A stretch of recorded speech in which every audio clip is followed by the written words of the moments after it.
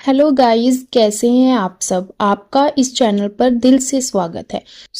आज का टॉपिक बहुत इंटरेस्टिंग होने वाला है। तो अगर हम बात करें कि आज का टॉपिक किसके रिलेटेड है, तो वो है फॉरेन इंस्टीट्यूशनल इन्वेस्टर एफआईज के बारे में। जैसे कि आपको पता ही है कि एफआईज लगातार सेलिंग कर रहे हैं, तो ये लगातार सेलिंग करते जा रहे हैं। तो इस माहौल में भी अगर हम बात कर लें कि कौन सी ऐसी कंपनियां हैं जिसमें ये बाइंग कर रहे हैं, इस प्रकार की कंपनीज के बारे में आज हम स्टडी करेंगे इस वीडियो में।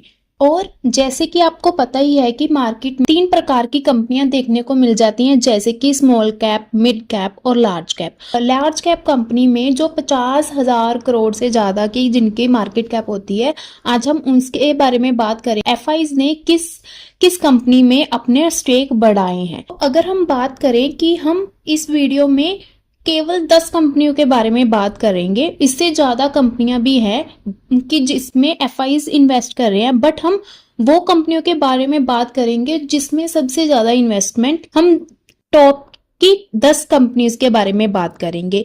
और ये 10 कंपनी कौन सी होगी जिसमें एफआईज ने बहुत अच्छी क्वांटिटी में माल उठाया है।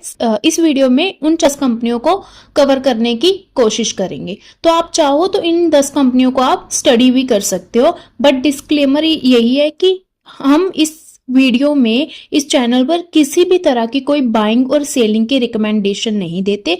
आप अपने कंसल्टेंट से बात कर डिसीजन ले सकते। इस वीडियो में हम नीचे से ऊपर जाएंगे, मतलब जैसे पहले 10th कंपनी, फिर 9th, फिर 8th, ऐसे हम बात करेंगे कि सबसे फर्स्ट और सबसे नंबर 1 कंपनी कौन सी है जिसमें एफआईज ने इन्वेस्ट किया है। अब सबसे पहले हम बात करते हैं 10th कंपनी के बारे में। 10th कंपनी कौन सी है?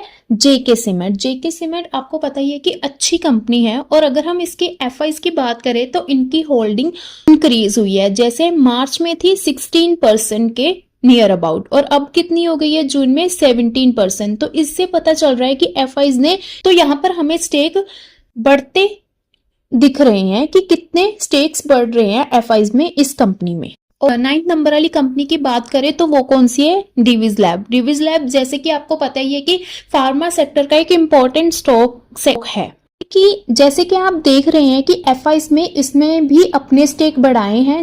मतलब पहले थे 18.01%, अब जून में कितने हो गए हैं? 19.74% हो गए हैं। ये पता चल रहा है कि एफआईज लार्ज कैप कंपनीज में अपने स्टेक बढ़ाती जा रही है।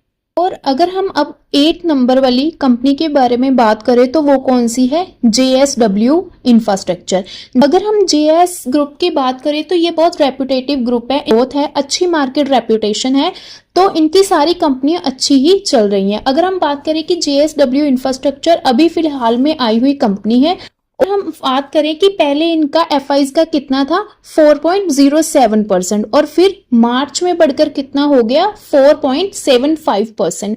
और देखो अब कितना इंक्रीज हुआ है एफआईज का स्टेक, और बाइंग इसमें 6.64%। मतलब ये एफआईज लगातार इसमें बाइंग करते जा रहे हैं।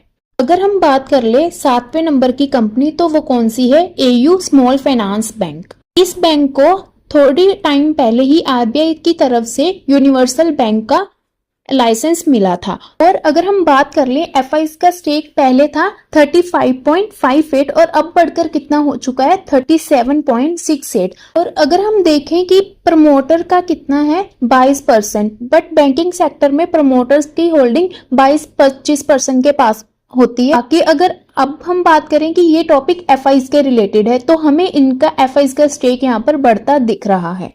और अगर हम नंबर 6 की बात कर ले तो वो कंपनी है हिटाची एनर्जी। हिटाची एनर्जी की बात कर लें कि पहले ये कितनी छोटी कंपनी थी, बट इतने बहुत अच्छा ग्रोथ किया है। एफआईज से पता चल रहा है कि ये मार्केट कितना ये कंपनी कितना ग्रो कर रही है। पहले अगर मार्च की बात करें तो इनके पास 4.96% के स्टेक थे, बट अब जून में कितने हो गए हैं? 7.19% स्टेक हो गया है।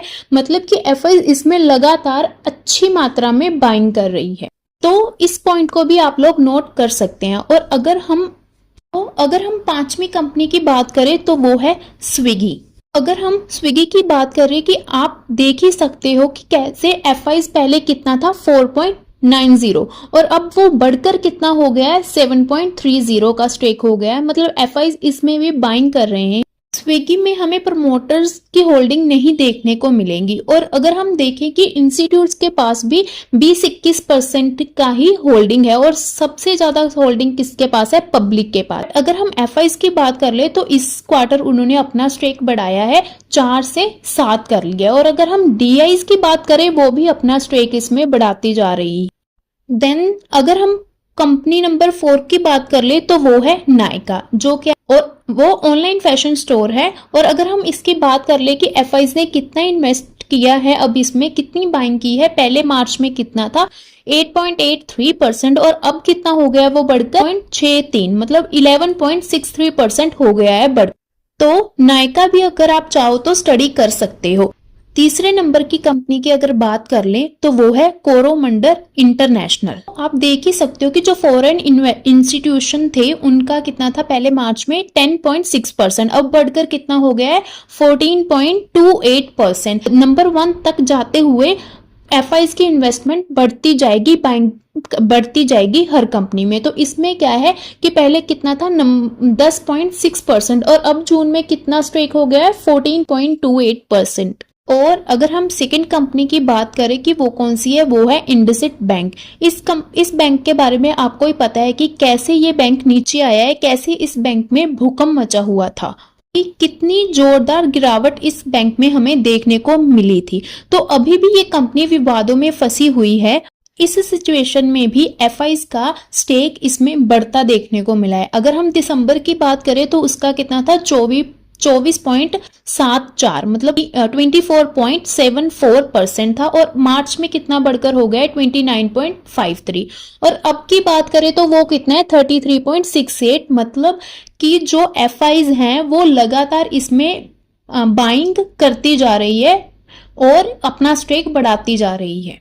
बट अगर देखा जाए कि डीआईज लगातार अपना माल इसमें से बेच रहे हैं, बट अगर हम बात करें एफआईज लगातार माल खरीद रही है इसमें। नंबर 1 कंपनी की बात कर ले तो वो कौन सी है, विशाल मेगा मार्ट। विशाल मेगा मार्ट की अगर बात करें कि एफआईज क्या कर रही है, लगातार अपना स्टेक बढ़ाती जा रही है। पहले कितना था 6.53 और अगर हम मार्च की बात कर ले तो वो कितना था 7.03% और डायरेक्टली कितना बढ़ गया है जून में ऑलमोस्ट 13% के बाद। तो इसमें देख सकते हैं कि कितनी जोरदार बाइंग कर रही है एफआईज इसमें विशाल मेगा मार्ट में।